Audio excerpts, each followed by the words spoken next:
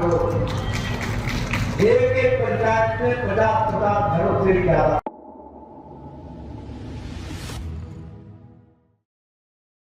Bharatiya Janata party के राष्ट्रीय अध्यक्ष जेपी नड्डा सोनभद्र पहुंचे।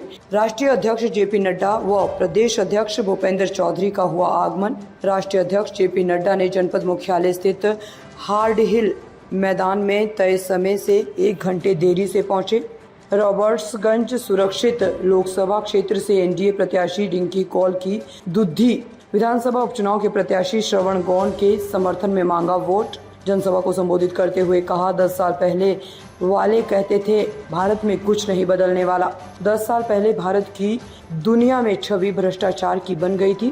भारत विकसित बन गया है। भारत के लिए दिया गया एक एक वोट विकसित भारत बनाने वाला है। नरेंद्र मोदी आपके आशीर्वाद से तीसरी बार प्रधानमंत्री जरूर बनेंगे।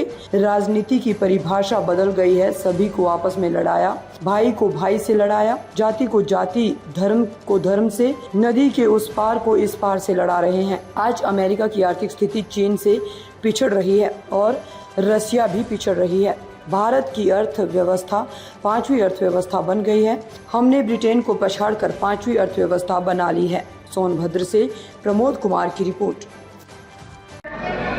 आप बताइए, आपके यहाँ का रेलवे स्टेशन को नवीनीकरण किया जा रहा है कि नहीं किया जा रहा है?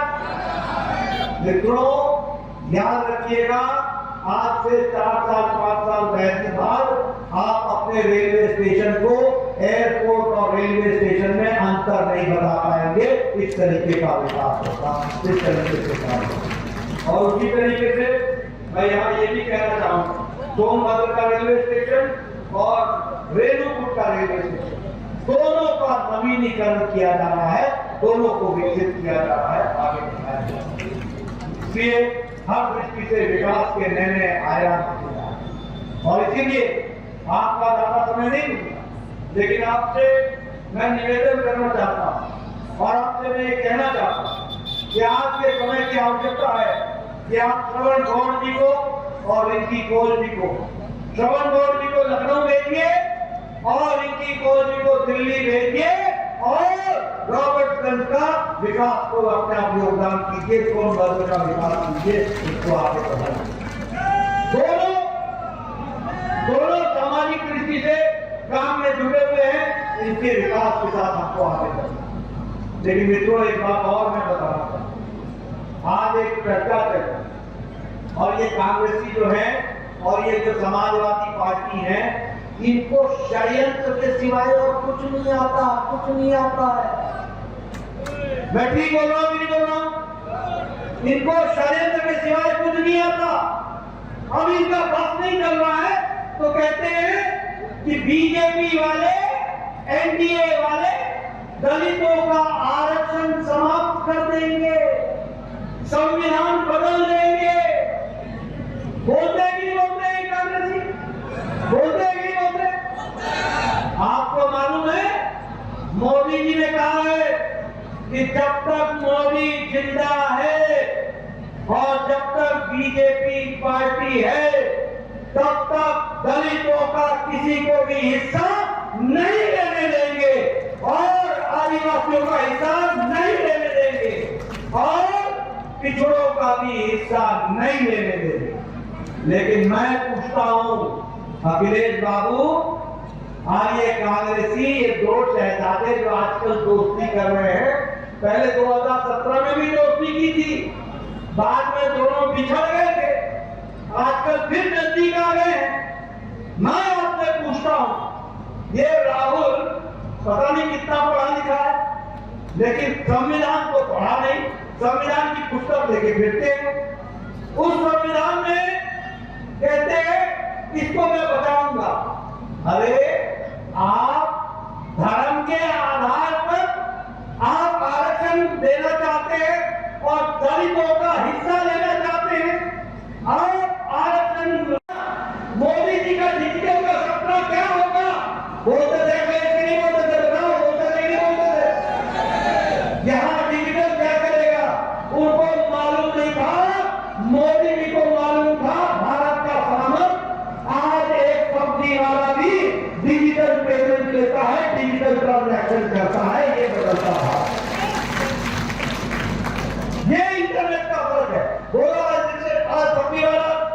डिजिटल यूपीआई पेमेंट लेता है कि नहीं लेता है? डिजिटल पेमेंट करता है कि नहीं करता है? भारत डिजिटल हो गया कि नहीं हो गया? ये आयुष्मान भारत 55-50 करोड़ लोग, 10 करोड़ 74 लाख परिवार, दुनिया का सबसे बड़ा स्वास्थ्य का कार्यक्रम हेल्थ कवरेज।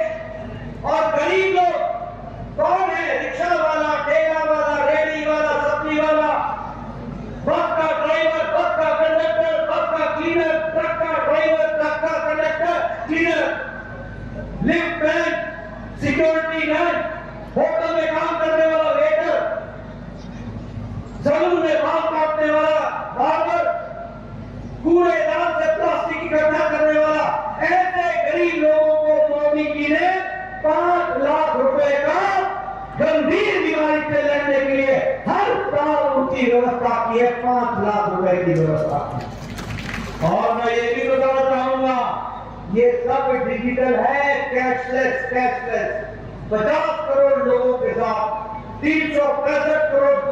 विधानसभा से हमारे श्रवण गांधी को जिताइए, रिंकी कौर जी को जिताइए। आने वाले समय में अब आपके आवास में, सबके आवास में, नोट कर लेना मेरी बात, प्रधानमंत्री मोदी जी देश को 3 करोड़ नए प्रधानमंत्री आवास देने वाले हैं, 3 करोड़ देने वाले हैं। और एक बात और सुन लीजिएगा, सभी की बिजली, प्रधानमंत्री आवास योजना ही नहीं, आप सबके लिए, आपने रिंकी कौर जी को जिताना, श्रवण कौर जी को जिताना, आपकी बिजली का बिल आने वाले समय में 0 हो जाएगा, 0 हो जाएगा। और कैसे होगा? वो होगा प्रधानमंत्री सूर्य हर घर मुफ्त बिजली योजना। हर घर को सौर ऊर्जा लगेगी, हर घर के छत पर सौर ऊर्जा लगेगी, सरकार की तरफ से सौर ऊर्जा। और उस ऊर्जा से जो बिजली पैदा होगी उससे घर का खर्च चलेगा बिजली का। और जो बिजली आपसे बच जाएगी वह बिजली सरकार खरीद लेगी और आपको आमदनी का जरिया हो जाएगा। ये विकास का काम करेगा। प्रधानमंत्री जी ने उज्ज्वला योजना में गैस दिया। अब गैस का सिलेंडर नहीं, आने वाले समय में गैस, सस्ती गैस पाइप से आपके घर में पहुंचेगी, पाइप से आपके घर में। ये परिवर्तन, ये विकास, ये काम कर रहा है।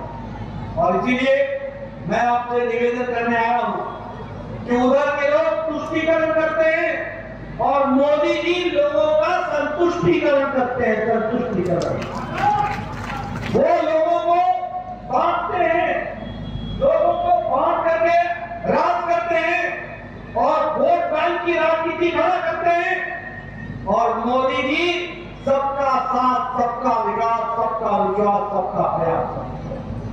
आप बताइए, आज 50,000 किलोमीटर से ज्यादा नेशनल हाईवे बन गए। 50,000 किलोमीटर पिछले 7 सालों 8 सालों के 50,000।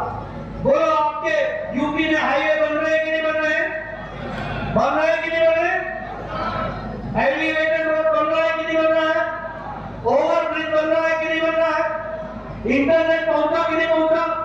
रेलवे में उत्तर प्रदेश में 19 गुना आपका बजट मोदी जी ने बढ़ा दिया। आपका बजट 3 गुना, जो टैक्स से पैसा आता है उसको 3 गुना, 3.5 गुना बढ़ा दिया। और आपका ग्रांट रेट 3 गुना बढ़ा दिया गया। इसलिए मोदी जी का आशीर्वाद है। और ताज़ा खबरों से जुड़े रहने के लिए हमारे चैनल को सब्सक्राइब करें और बेल आइकन को दबाना ना भूलें, ताकि हर खबर की नोटिफिकेशन आपको मिलती रहे।